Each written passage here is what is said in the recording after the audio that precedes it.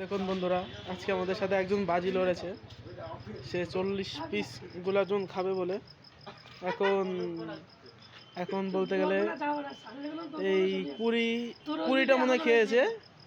500 টাকার বেড 20টা মনে হয় খেয়েছে, এখনো 20টা বাকি আছে।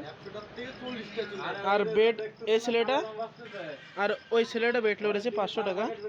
আর ইনি আছে সাক্ষী।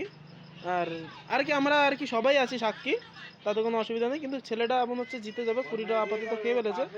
1 ঘন্টার টাইম। তা আপনার 7টা 9 দিকে খেতে বসেছে। এখন কটা বাজে? এখন 7টা 42 বাজে। এই কোনো অসুবিধা নেই, 20 পিস খেয়ে ফেলেছে, আরও 20 পিস খেয়ে ফেলতে পারবে। 8টা 9 থেকে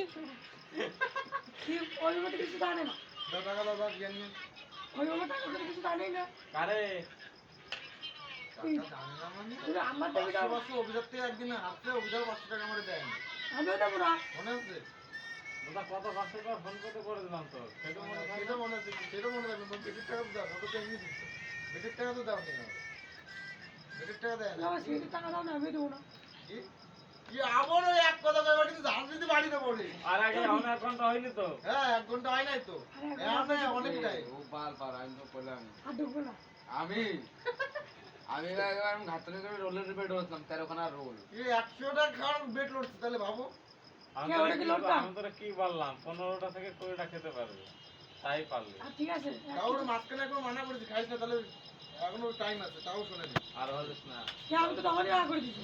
না করছো তুই কইছিস যে আমি খাইতে পারবো। বন্ধ করে রেখে দাও।